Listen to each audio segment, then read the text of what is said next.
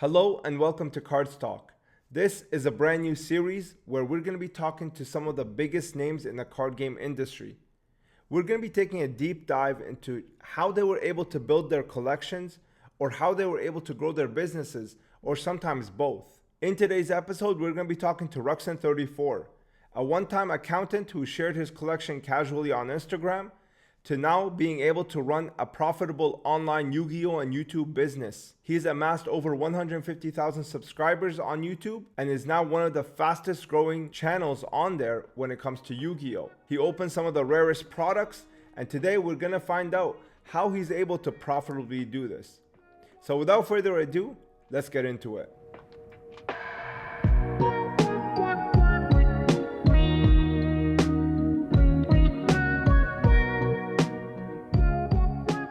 Hey, what's going on, guys? Welcome back to my YouTube channel.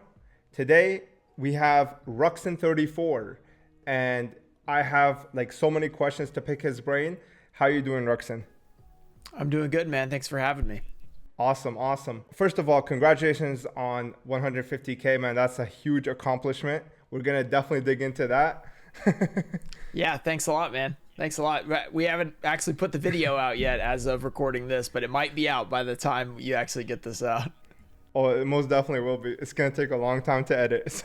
Yeah, tell me about it. Awesome, man. So today I wanted to ask you all kinds of questions, things that relate to YouTube, basically your upcoming career as a YouTuber, as well as how that interacted with your collecting side of the hobby, your investing side of the hobby, and so on and so forth. So I guess the first question I have to ask before we got to 150K, I want to go all the way back to the very beginning. I know that you started doing Duel Links videos. That's where you first kickstarted the channel. And then you occasionally started throwing in pack openings, right? Where would you pinpoint the point where you were opening things that are a little bit more serious or more, they have more monetary value?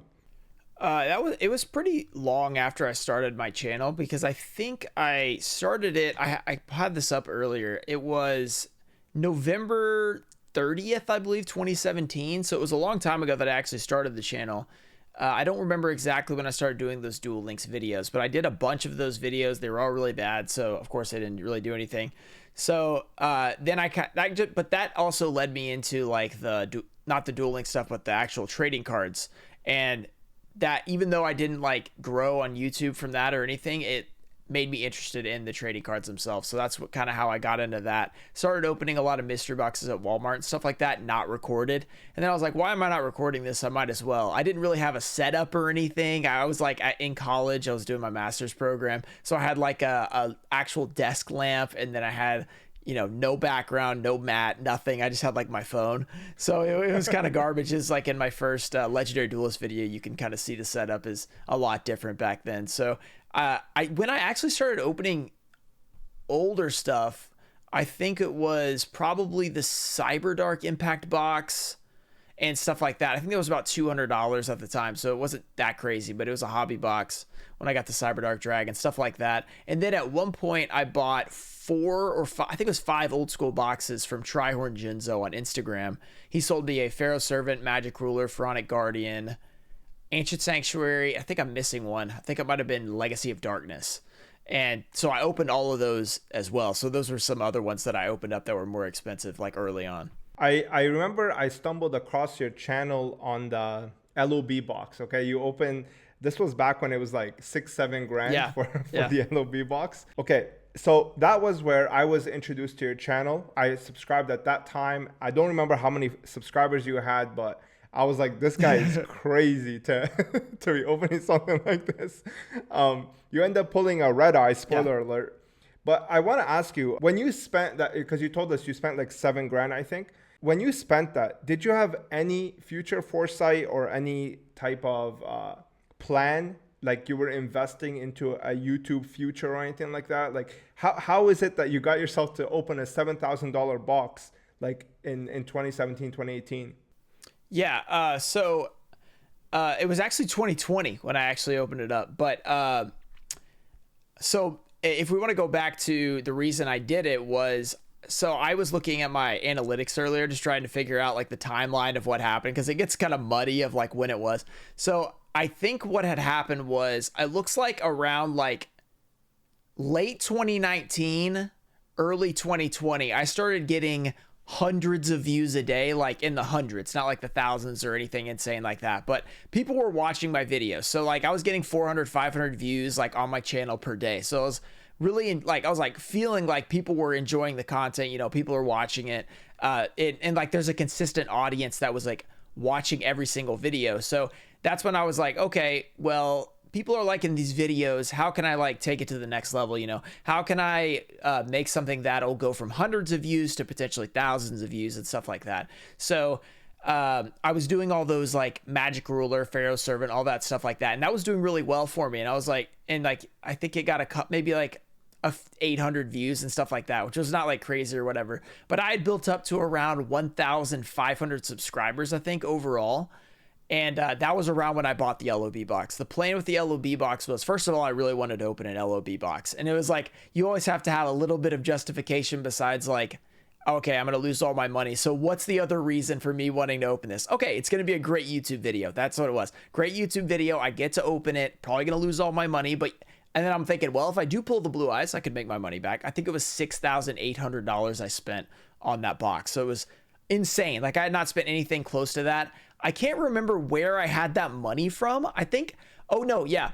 I had to sell multiple different things. I sold my Elemental Hero Tempest PSA 10, which then went up to a lot of money, but it was for like $1,400. So that was some of it. I sold my sealed blue version Pokemon game. I sold my yellow version, my silver version, and then my ruby version. All of those I sold. And then like a few PSA 9 Exodia limbs so I could get the money for it. So I basically gave up all of those because it's like, well, I might make no money back on this. Bought it, and I was like, well, there's only been like 15 to 20 of these ever opened on YouTube. So like, I mean, somebody's going to watch it. Like if you're like me and you just want to see an LOB opening, you're going to watch it. It doesn't matter who's opening it. It's like, I don't even have to be good at this. Like I can just open this box and people, at least maybe 1,000 people will watch it. We'll see. So that was kind of the mindset in buying it. And then it was like, I get to open it, etc. Okay. So you did have like some sort of plan. It wasn't like just completely burning like $7,000, exactly. Yeah, right? I had like, okay, I hope this does, you know, I hope it does well for the channel, of course. Fair enough. So there is a method behind the madness. So should that should bring us to the next topic, which is things like Magician's Force and the CRV box, because those were like later on, right? And I know that you took a huge bath on those. So I guess those were the worst. Yeah. My question is, how do you handle like mentally that like the $15,000 loss on the Magician's Force? I mean, to me, that would be kind of like, I would be super upset. Like how in your mind did you work through that? Like, how is it that you're able to kind of take it like a champ, basically? Well, I don't know if you know, but the day before that one, I opened the CRV box. So I did those back-to-back days. So that was it was Friday and then Saturday. It was a really rough weekend. We did not pull anything. I was very not happy that weekend. I was like, man, this was like not worth it. Why did I do this? And I was like, I really hope these videos do well. CRV did not even do well. Like it got like, I didn't even get 40,000 views, I think. So like it didn't even perform well. So I was like, well, that was totally not worth it, you know? But then I'm like, well, okay, at least I've opened them. Okay, I don't have to do that again. But it was pretty rough because like, it's not like I have a ton of extra money. It's like I'm just constantly selling stuff and like losing money and then selling more stuff so I could get more money to buy more stuff. And like, so at that point, especially, I hadn't like started actually trying to have some money. Like I was just like, oh, I don't have any money anymore. I just lost it all. So I was like, I guess I better find some stuff to sell. So that was super rough. I was like, oh my gosh, this is awful. But I'm trying to not do that where I get down to zero, because then it's really, you got to really build it back up if you go back to zero, because then you got to like only spend to like make money, and then it's hard to like buy stuff for videos, because it's like if I open this I'm gonna lose money, you know what I mean? So I try to have a balance of where like I buy some stuff like collections and then like make some on the resell, and then I also try to have videos where I open up, I lose a little bit, but I can like recover, you know? It's not like I lost 20 grand in 2 days like I did that one time. Fair enough. Fair enough. That makes perfect sense.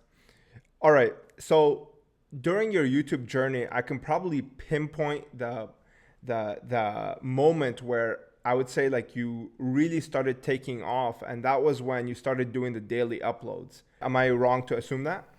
Yeah, it was similar. Yeah, it was. So I didn't really start like actually intentionally doing daily uploads for a long time, but then I ended up just doing it. But before the LOB box, I had kind of committed to doing like 4 or 5 videos, and like I didn't have an actual schedule. I was just putting out as many as I could, which was probably 4 or 5 a week. And then eventually, I think it was early 2021, I was actually like, okay, I'm posting every single day. I'm not going to stop. So, and I haven't stopped since then. And it has helped a lot. And like, I think really when I started in late 2019, just posting a lot of videos, it really helped the channel like growth because people just kept seeing it. Very interesting. All right. So then my next question would be, how the hell did you do that? Because I'll tell you something. From my experience, I do like 1 video a week. I mean, I do have B-roll and a little bit extra steps in between, but even then, even if I was just doing the recording and cutting, how did you balance? I believe you had an accounting job at the time. How did you balance accounting job, family, sports? Like, how'd you eat? How'd you shower? Like, how'd you pull this off? My schedule was insane for a while there. I did work for my dad, which was nice because like I probably showed up 45 minutes late every morning, which is terrible. But I would be up so late, like I would never wake up on time. I'm also really bad at waking up, so that's why I need to be a YouTuber so I can actually just like get up, and I have to get up. But so I would go in at like 8:45 instead of 8. But fortunately, I was working for my dad, so it didn't really matter. But I would go in at 8:45. I would work. Until like, but then half the time I would be on Instagram, talking to people like selling stuff or whatever. So, I'd be doing that. Then like I'd go to lunch, and sometimes at lunch, most of the time, because back then I didn't have a printer for like my labels and stuff. I would go to the post office. I would have to like stand in line and do all that stuff. So my entire lunch break usually would be standing in line at the post office or doing something like that. So I would do that. Then I would go back to work. Then around like 5 or whatever, I would go home, which I didn't live very far away, which was nice. I would go home. Some of the time I was coaching soccer and basketball. So from 5 to 6, I would record. Then 6 o'clock would be like soccer practice or basketball practice because I was coaching my brother's team. And so I'd have to leave and go do that. So I'd have to record before I left so that I'd have the video ready for when I got back. Then I could edit the video. So then I would do all of that. And then I would also play basketball on certain days. So then like I'd have to record before that. Then when I got back at like 11 on those nights or like 10, I would have to record that or like edit the recording then so I could have the next video. It was a terrible schedule. I'm glad that it's over. But I was like no hours of the day I had like nothing to do. I always had something to do. That's an insane level of discipline, man. That's crazy, man. How did your family and your partner handle that? It actually wasn't too bad because in 2019 I wasn't married yet, so it was just me. So it was like I kind of just did my own thing. I got married in early 2020. Then the COVID thing hit, and that was actually good because it canceled all my stuff. So it was like all I had to do was edit. So, and like when I edit, I would usually be downstairs with my wife or whatever. We'd be watching TV or whatever. So I would just be editing while we were doing that. So for a while in COVID, it was like actually good for me because, instead of I still had to go to work because we were essential. For some reason, accounting was essential. You got to have the numbers, I guess. So I would still have to go to work, but then I wouldn't have like any soccer. Yeah, or anything like that. So I didn't have to go to all that stuff. So as soon as I was done with work, I could just come home and work on YouTube. So it felt like I had way more time. But then as everything sort of started coming back, I started having the soccer and the basketball. I had to like coach and stuff. And that was when it got really insane. And like, I don't know, it was rough. Chelsea, my wife, was very supportive of me during the whole thing. And I don't know how she did it because I was working though the whole time. And I still work a lot, so she probably doesn't love that either. But, Fair enough. That's what you need, man. A supportive wife. All right. So the next question is, you're working with your dad, you're managing a schedule, and then you announced that you are going to go full time. At what point did that happen, like on the back end? And what made you realize that it was the time to do it? Other than obviously full schedule. I remember the first time I remember like considering it was December 2020. I think I was around 45,000 subscribers, something like that. We were at Chelsea's family's house, and we were about to go home. I think it was right after Christmas. And for some reason, the night before, I had decided, I was like, you know what? I could do this like full time. And then I was like, why don't I then? So then the next day I was like, hey, Chels, I think I want to go full time on YouTube. And she was like, what? So she was like, and she had just quit her job to go back to nursing school. So she was like, how are we going to have any money? Okay. And I was like, we'll figure it out. So she was, I like kind of convinced her, okay, we're going to try and do this. But like, it didn't actually happen until I told my dad I wanted to quit in the summer. So it was another 6 months until then. But that was a lot harder, like telling him, because it was like, is he going to be like disappointed? You know, like I'm leaving, you know, not doing accounting like with his firm anymore or whatever. So I eventually told him. It took like probably a couple of weeks for me to actually get it out. But then after that, he was super excited because he's always been supportive and he thinks it's really cool, like the YouTube thing. And because he sees all like the younger people that are all excited whenever he talks to them about YouTube, or it says that like I do it, and they always get, oh, that's so cool. So he's always been supportive of that. So I didn't have anybody that was like, yeah, what are you doing? You know, you're crazy, which kind of am, but. Fantastic, man. I'm very happy for you. Now, okay, so you've quit with your pops. Nowadays, since you're doing still the daily uploads, you don't have like that 8-hour shift with your pops. How much time do you dedicate to YouTube, like as a whole, not just like editing or recording and stuff like that, like just dealing with social media, dealing with all these things? How much time does it take in the day for you? Pretty much all of my day. So I don't, yeah, oh, really? I usually, my schedule varies depending on what I need to do. So like if I have like a lot of TCG player orders, I'll usually get up and get those out of the way first. I go to the post office every day and drop everything off because I live really close to the post office. So I go and throw everything in the little bin or whatever because they have labels and stuff. So I print off all my labels, do all that.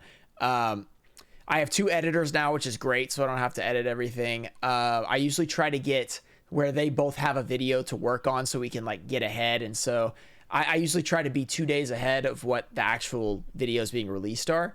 So that way there's no like late nights, last minute edits or anything like that. So we can keep the daily stuff going. So I have to keep up with that. And then I do stuff like if there's any sort of sponsorships, you got to keep up with, like they need it like 3 days ahead of time. So you got to do that.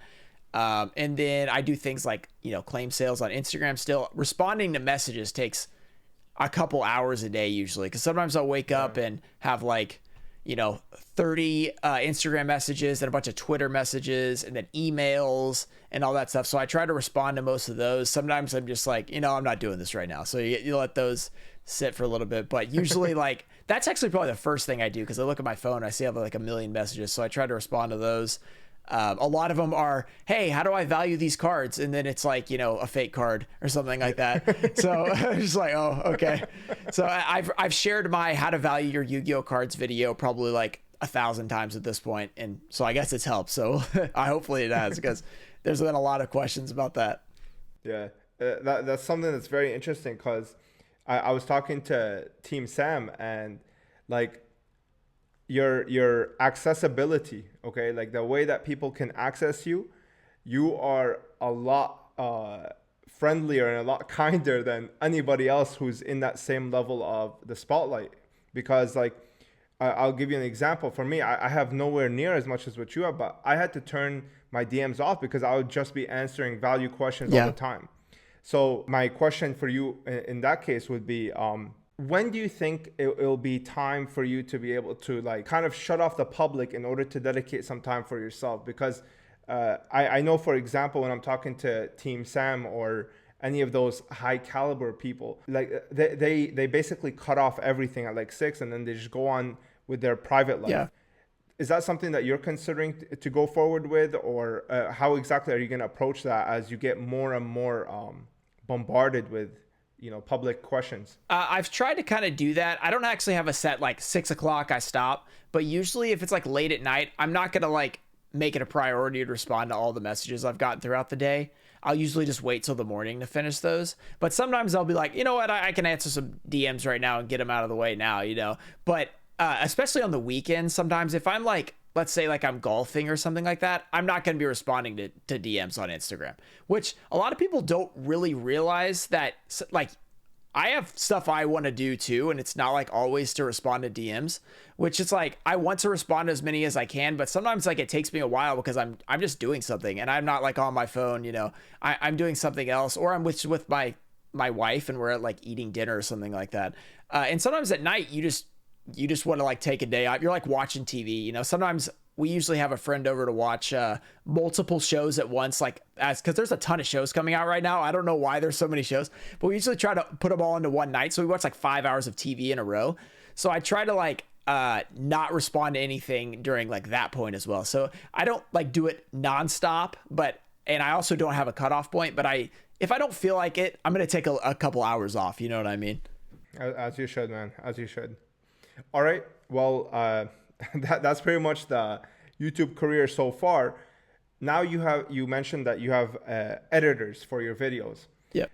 This is something that I'm struggling with because I want like total creative control over the videos. Right. How did you come to terms with that? And how did you, was it hard? Like, is there a straw that broke the camel's back where you're like, okay, I can't do this anymore. I need to hire somebody? Because that's usually the main problem that most entrepreneurs have, is like bringing somebody on board, because now, you know, there's a lot more variables that you have to micromanage.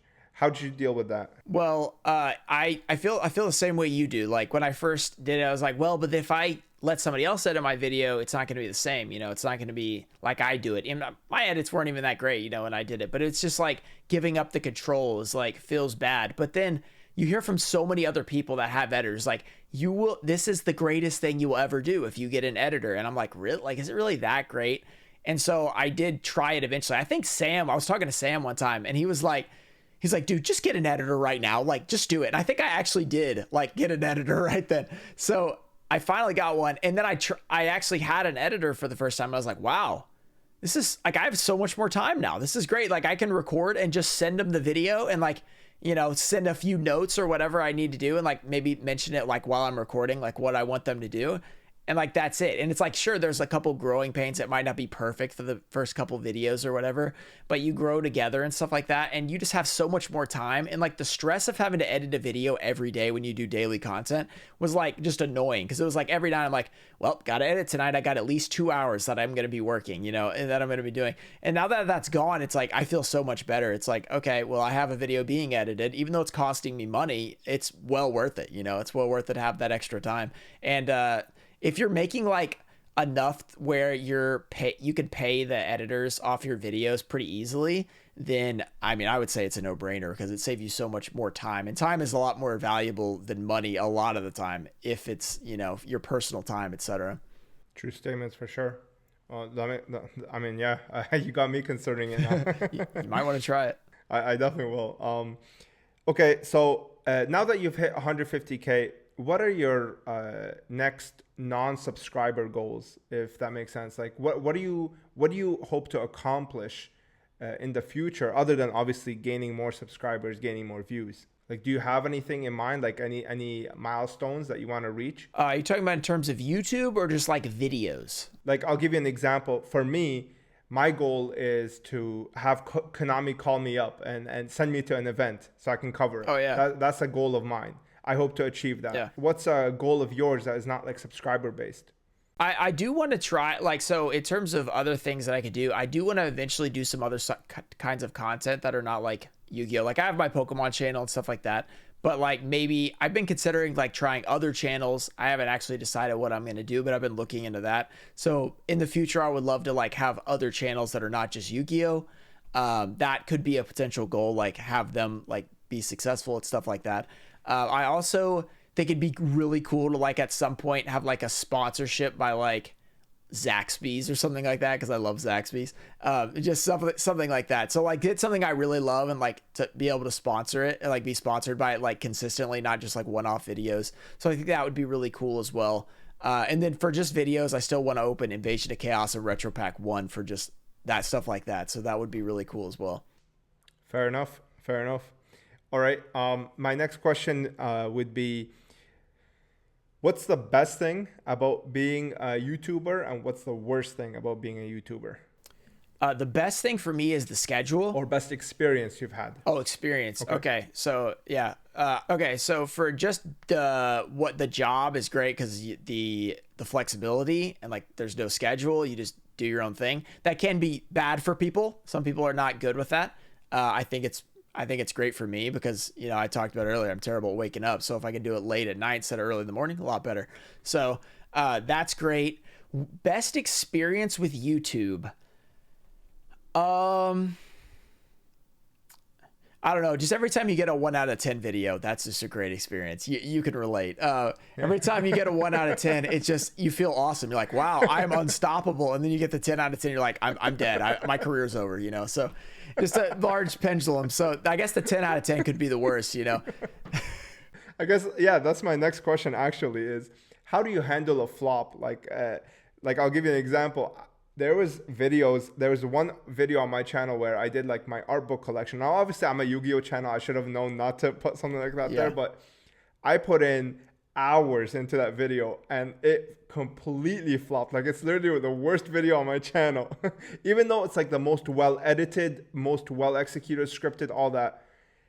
How for me, I was kind of like distraught. I was like, all right, I gotta just stick to Yu-Gi-Oh. Can't do these experimental videos anymore. How do you handle that kind of stuff? How do you handle a flop? It's a lot easier for me to handle a flop because I do one every day. So it's like, okay, I'll just wait till tomorrow. You know, tomorrow will be better, hopefully. But then you get on those streaks where you get like 3 flops in a row and then it's really rough. But then you just have to remember, it's just YouTube. Like YouTube has ebbs and flows naturally certain days and certain months are not going to do as well as other days and other months. So you might have put out a great video. It might have just been the wrong time. It didn't catch on right. And, especially if it's like something where like you put in all that work on like something that didn't belong on your YouTube channel specifically, it's like, that's a bummer. But then you just look back on it and you're like, well, it's a good video. I just put it in the wrong place. So, and usually you just have to like justify it in that way. You're like, well, okay, I know it's still pretty good, but I just put it in the wrong spot. But it's such a bummer when you spend all that much time. But then you remember YouTube, sometimes you don't have to put a lot of time for it to be like to do well or to do badly. Like you put a lot of time into it, it might do badly. You put like one of my worst videos I ever made was like, it was like some sort of, or I think I did an Orica card video and it got like 170,000 views or something. And when I posted, I was like, yeah, this will be like a nice 10,000 views. And they're like 170. And like, all I was doing is looking at the orcas. Like, I didn't do anything. It was just, people were really interested in them. So it was like, it wasn't a lot of work and it went crazy. And then sometimes you'll like, okay, I'm going to like spend a bunch of money on this CRV box and, you know, it's going to be epic. And then like, it doesn't do that well. So you just got to remember, like, that's just how it works. And just, okay, in a week, I'm going to hit a 1 out of 10 and I'm going to forget about this. It's going to be great. Fair enough. Fair enough. Okay, so how often do you scrap videos, if ever? Do you ever do that like midway, or it's like, oh, I don't want to post this? Is that something? Do you have that filter, or do you just like record it, put it? Well, I guess for daily you might not have that same level of filter, but do you have something like that or no? I usually do not scrap videos, but because when you're doing an opening, like if you're just opening the packs, it's like, well, that's sort of the content, you know? So it's like, unless something really weird happens, like it would have to be super weird for me to not put up an opening video. Cause it's like, the opening is the content, you know? So like, if I do like a scripted video, that's where something could like die in the preparation stages, you know? It's like I'm working on it and then I'm like, I don't really like this that much, and I just scrap it. And that's like it has to be like a higher end video, something like that, for it to actually like be scrapped, which I have scrapped a lot of those. Like I've started like a script and I'm like, you know what? I don't think this is as interesting as I thought it was going to be. So I just don't do it. But like with an opening, it's like, you don't really script my openings or anything anyway. I just, this is the idea of my video. I'm going to just go along and just start talking about what we're doing. So usually there's no need to scrap something like that. Plus like the daily thing, it's like, if I scrap this, I got to have another video. So usually it doesn't really like get thrown out, but I have like not finished a lot of videos that were like higher quality. Fair enough.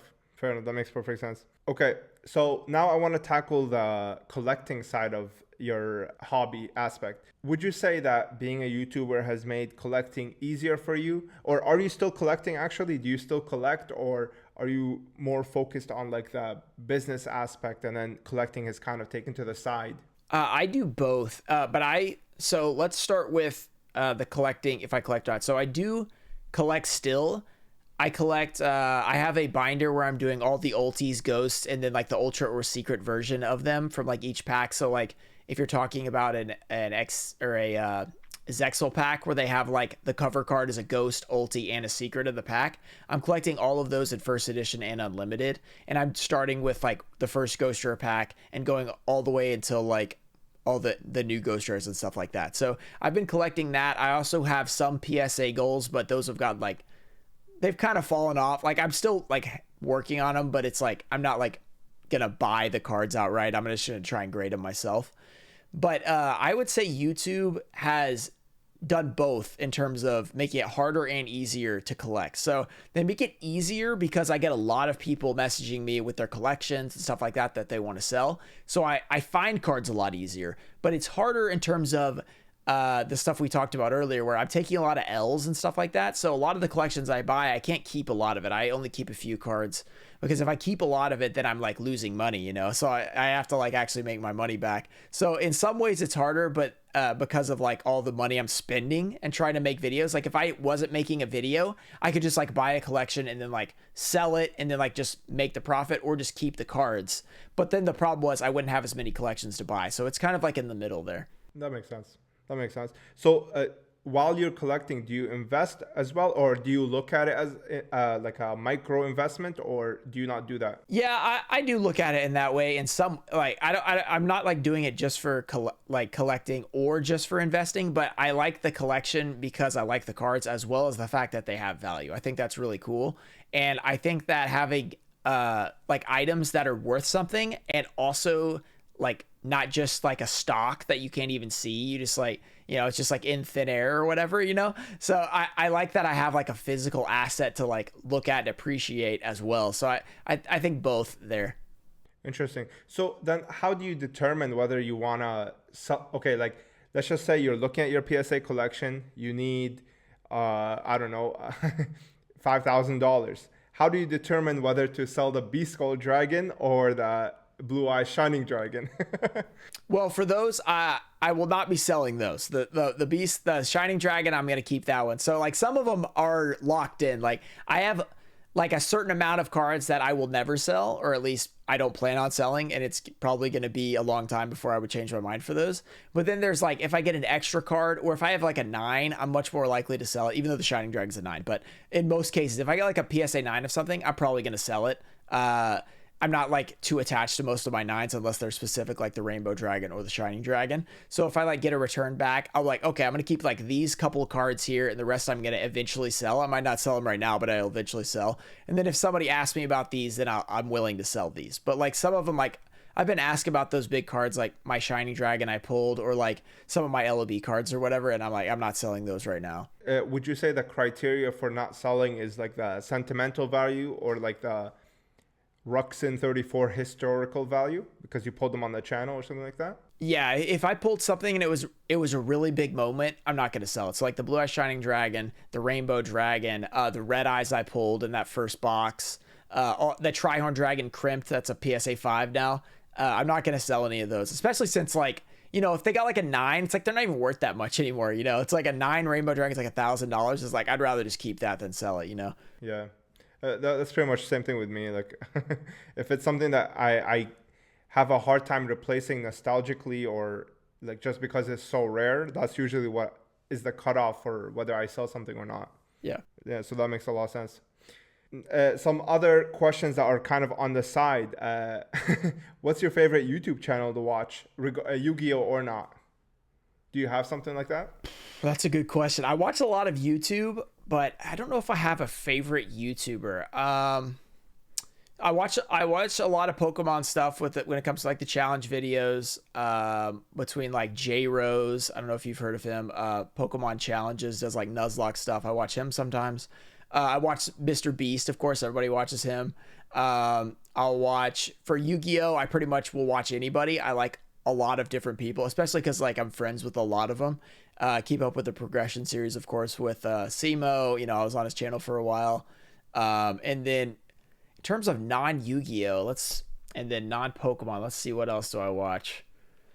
With sports stuff, you know, I'll keep up with like football, like NFL right now, and then like NBA stuff. So I'll keep up with like the actual TV shows they just put them on YouTube, because who watches TV anymore, you know? So I just watch it on YouTube. So I pretty much just exclusively watch YouTube. So there's probably hundreds of people. Oh yeah, and Jarvis Johnson, of course, who's a big trading card guy, but he's a commentary channel. He's almost 2 million subs. He's a friend of mine. I love his videos, and there's other commentary channels like Drew Gooden and stuff like that. Yeah, there's just a lot of good YouTube channels out there. It's just like YouTube can really like make up a lot better content than TV does a lot of the time nowadays. Except like when you talk about like maybe like HBO shows, that's like the only thing. It's like, okay, well, those are pretty good. So YouTube just has so much variety. You know what I mean? Like everything is covered. So I totally get it. Totally get it. Well, that's pretty much it, man. I really appreciate your time. Honestly, learned so much about you. Ruxin, could you tell us where people can find you? I mean, if they live under a rock. Yeah, you can find me on YouTube, Instagram, Twitter, TikTok. It's all at Ruxin34. It's all the same. So if you want to find me there, thanks for having me. It's been a lot of fun. I always enjoy doing these. So hopefully it does well for you. Absolutely. Thank you so much, man. So yeah, that's pretty much it for today. I hope you guys enjoyed the first episode of this podcast, and I hope you learned something. I'll see you in the next one. Peace.